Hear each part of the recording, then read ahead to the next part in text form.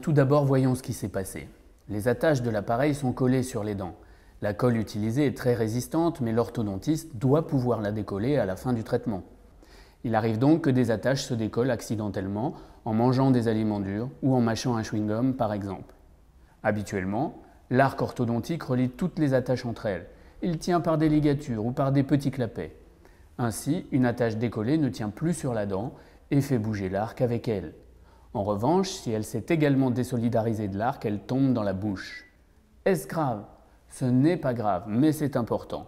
L'appareil ne fonctionne plus ou fonctionne mal, et puis il peut devenir gênant. Par exemple, si c'est la dernière attache qui se décolle, l'arc peut piquer. Il faut alors faire retirer les éléments de l'appareil devenus trop mobiles.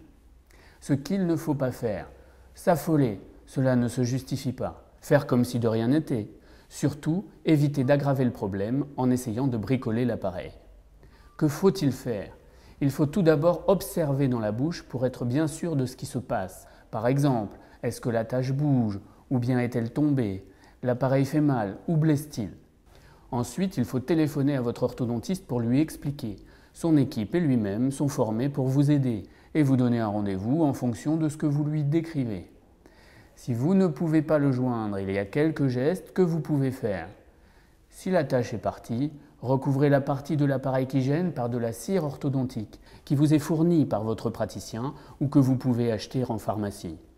Découpez une petite boule de cire de la valeur d'un petit pois que vous appliquez sur la zone.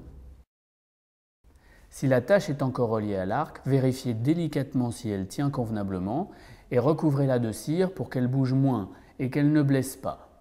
Contactez l'orthodontiste dès que possible ou un dentiste généraliste si vous êtes en déplacement ou en vacances. Dernière chose, attention, si vous portez des élastiques ou un appareil de nuit, vous devez les arrêter. Et enfin, si cela arrive trop souvent, il faut penser à utiliser plus délicatement votre appareil et bien suivre les consignes qui vous ont été expliquées lors de sa pose.